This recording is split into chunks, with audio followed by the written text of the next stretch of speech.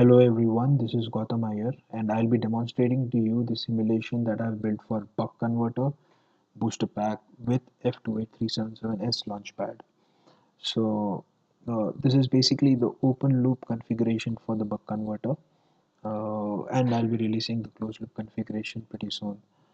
Uh, Over here in open loop configuration we have two blocks. The one is DC-DC buck converter controller as well as the active load controller, and the other one is voltage monitoring system. So let us go through the DC-DC buck converter controller part. What we have over here is like we have a block which indicates that this is what our output voltage should be. It's a constant block. We feed this required output voltage to the duty generation. So duty generation is nothing but it's a linear equation which generates a duty and it feeds it to the PWM. It's basically it's PWM 2A and 2B, which is complementary and they have dead bands. So this is what generates duty and it's fed to the switches. So the basic idea of buck is like all you do is you alter the duty to get the respective output voltage. So you change the duty, you get a different voltage. So it's like it's like a step down. So it's like over here we have V in of around 2 volt 9 volts, and what we get at the output is something which is less than 9 volts, and hence it's called a buck converter. So that is when we just alter the duty and get the lower voltage. Secondly, we have another block which is an active load controller wherein we can enable and disable the active load. So I just wanted to keep it disabled over here, and that can be done by simply just giving a high signal or a low signal. So I've just kept it zero. The duty is zero. So it's disabled. The active load is disabled. Secondly, in voltage monitoring system, we have two ADCs that we just need to monitor, right? For example, it's the output voltage as well as the input voltage. So we need to know whatever control we have designed over here, is it matching to what the inputs are. So ADC INA3, ADC INB3 is what gives us the output voltage and the input voltage respectively.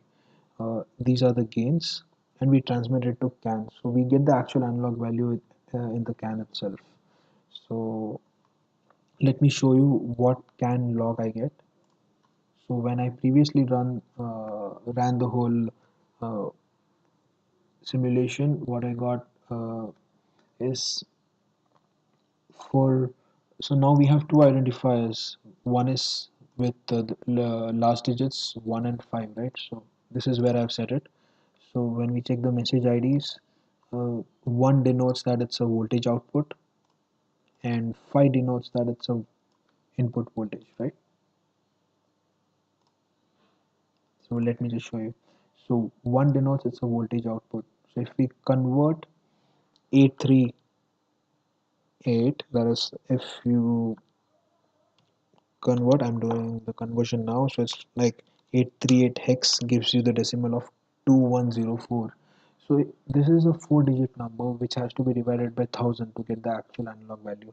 So it's like what the decimal value is 2104 when divided by 1000 gives you 2.1. So it's not exactly 2 that you had given as input, but it's reading 2.1. Secondly, let us check what the output voltage is. It's 2327. So in hex, 2327 gives 8999 in decimal, 8999, which when divided by 1000 gives you 8.99, which is very much equivalent to 9, right? So this is why we do the voltage monitoring. So I hope you got an idea of how these blocks are designed, and uh, simply by using just these blocks we're able to interface the buck converter booster pack with F28377S. This hardly took me around 10 minutes, and you can be as quick as that. The whole code, the CCS code, can be viewed over here. It's in control suite, development kits, buck converter, and this is the CCS code. You can find all the documents over here. the user guide. This is the most important, and for ADCs the calculation Excel sheets can be looked upon. You have the actual schematics over here.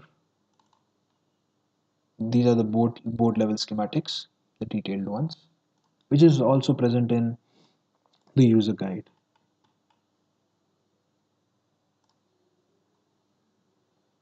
So, so this is the simulation for open loop configuration, and as I said previously, the closed loop will follow soon. Thank you so much.